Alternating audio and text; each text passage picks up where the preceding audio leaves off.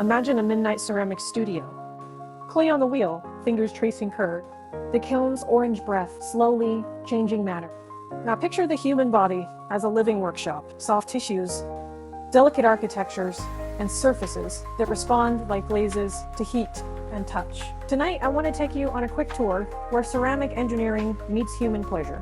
Breasts, opie in the playful Japanese name, and the clitoris, and why both deserve the curiosity of a scientist and the care of an artist. Breasts are like handcrafted gold. Under the skin, there are mammary glands, fat, connective ligaments, and the pectoral plane beneath. Each person's form is a different technique. Nipples and areola are high-resolution sensors. Texture, temperature, light pressure can send surprising signals to the brain. In engineering terms, imagine porosity and surface finish. A matte glaze absorbs light differently than a glossy one. The same goes for sensation, context, warmth, emotional safety, hormonal state, all change the surface chemistry of touch. No two pieces are identical. What pleases one collector won't please another. Now slide to the clitoris. Don't let its modest visible glands fool you. This is a complex, largely internal structure, a shaft, a crura that reach back along the pubic bone, and bulbs that hug the vaginal space. It is exquisitely innervated and tuned for sensing. Think of it as a precision-engineered porcelain sensor.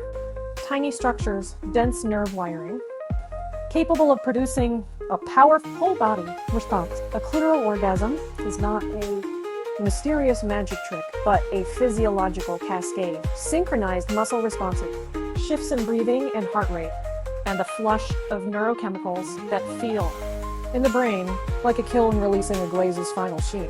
If you're a curious student, here's a mini lab you can actually run ethically and only with consent. Start with the manuals, anatomy atlases, peer-reviewed articles, and good sex science books. Observe models and diagrams before observing people. When you move to personal exploration, treat it like material testing. Take notes, map responses, note differences between light and firmer stimulation, and how mood or temperature alters outcome.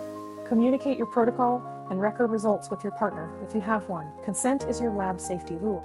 Tools matter too. Just as a kiln and a kiln-wash change a pot, small instruments, a soft fabric, a vibration device used safely, or simply different pressures are experimental variables. Use them like probes, not recipes. The goal is data and respect, not a step-by-step script that erases individuality. In the end, pleasure is an engineering problem in an art form. Structure, materials, force, timing, and context combine to produce a unique outcome. Study the anatomy, respect the person, and experiment like a careful ceramicist. Curious when we can go about the support with this beautiful fun.